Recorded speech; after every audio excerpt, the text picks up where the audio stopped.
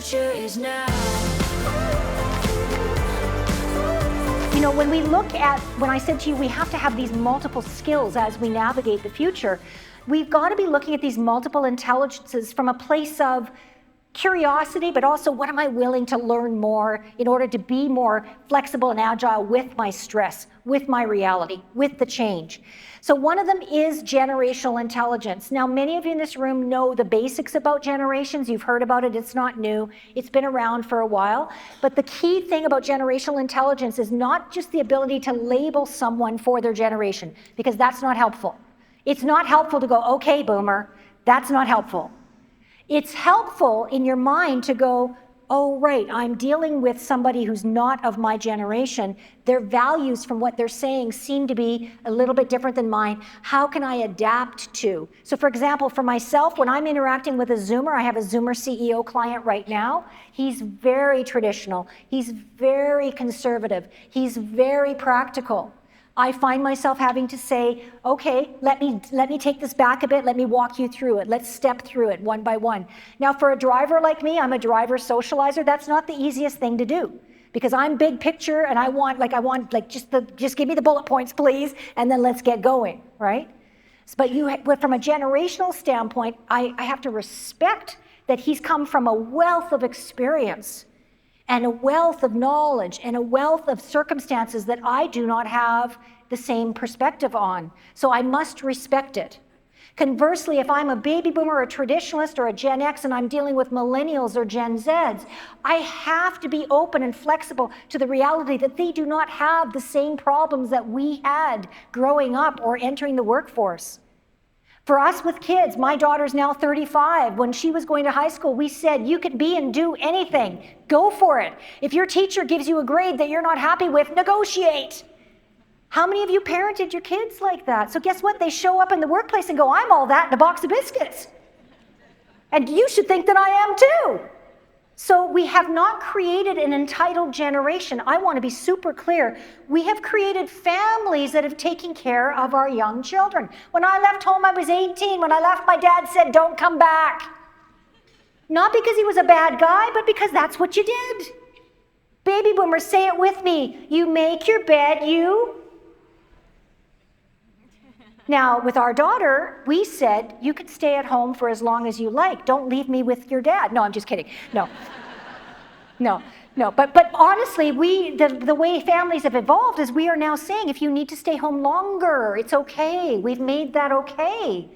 So if you've got somebody who's still living at home, and by the way, the average age of people living at home still hovers around 35, just saying. So if somebody's in that age group and they're living at home and you say to them, do this job or you're fired, they are going to look at you with those eyes and go, whatever. They don't have the same survival issues that many, and I'm generalizing here, there will be exceptions, but that many baby boomers and traditionalists had. So when you're dealing with a different generation, I want you to be empathetic to their reality, what they know, what they're dealing with. It's not helpful to go, well, back in the day, I had to work 6 years to get this promotion. Not helpful. It's more helpful to say to them, wow, I can see that you're really ambitious and you want this promotion in 6 months. Go, girl. And here's the reality of how our organization works, and here's the opportunities, and here's your career path, and let's map it out together of what your opportunities are. Okay? So generational intelligence is about adapting to the varying generations. Technology intelligence. How many of you in this room, again, I bulge, would rate yourself 10 out of 10 on technology knowledge? The thing about technology knowledge is the more we have, the more intelligence we have with it, the more we can leverage it, and then we're not holding the system back. How many of you at the beginning of the pandemic with Zoom? Turn your mic on, turn your mic off. We can see your butt, your kids in the background. Like, come on now, right? So frustrating. But now, 3 years fast forward, and most people got the hang of it, and Zoom's of actually pretty productive activity, or MS Teams, or whatever we're using. But I still see people who are not knowing how to do the technology. It takes 5 minutes a day to learn something new about the technology you're using.